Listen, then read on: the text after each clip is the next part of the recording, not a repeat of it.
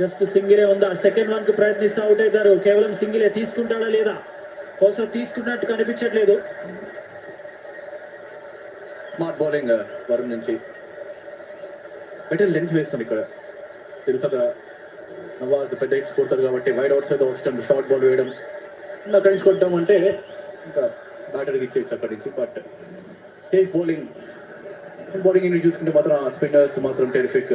పెల్ ముగ్గురు నుంచి కూడా చక్రవర్తి 2 wickets, Patel 2 wickets, Kuldeep Yadav because the bowler 4 run నుంచి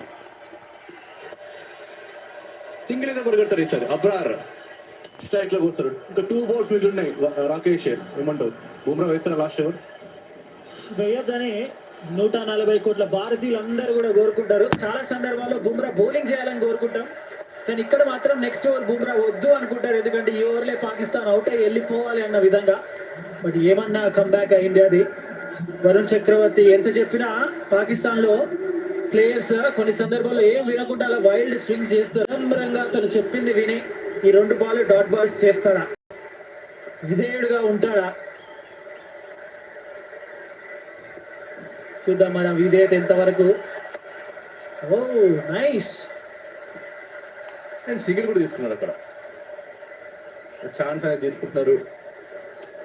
అండ్ కుల్దీప్ యాదవ్ నిజంగానే కీ బౌలర్ మాట్లాడుకుంటుంటే ఇలాంటి ఇంపార్టెంట్ మ్యాచ్ లో ఆ వికెట్స్ తీయడం, ఫేస్ వేరియేషన్, సల్మాన్ ఆగా ఈ షాట్ ఎందుకు తనకే తెలియాలి, పైకి లేచింది సింపుల్ క్యాచ్ అనుకున్నాం, కానీ మంచి శాంసన్ రెస్పాన్సిబిలిటీ తీసుకున్నట్టు షైన్ అఫ్రిడి వైల్డ్ స్వింగ్. దాని తర్వాత నెక్స్ట్ బ్యాటర్ ఇమీడియట్ రాంగ్ అనే పెద్ద షాట్ ప్రయత్నం. సూపర్ ఓవర్ తన నుంచి అయితే మనం చూస్తాం అక్కడ. కుల్దీప్ 4 వికెట్స్ అండ్ కేవలం 30 runs. ఫస్ట్ ఓవర్ కొంచెం ఎక్స్పెన్సివ్ ఉన్నా కూడా దాని తర్వాత కమ్ బ్యాక్ మాత్రం టెరిఫిక్. బహుశా నా జ్ఞాపక శక్తి కరెక్ట్ అయితే ఇది 3వసారి ఈ టోర్నమెంట్ లో అది సింగిల్ తీసుకోవాలి, కానీ ఒకటే తీసుకుంటారు. దాంతో 146కి 9 వికెట్లు పాకిస్తాన్. अरे बेटा, लक्ष्य उसकी वारंटी तो और भी शानदार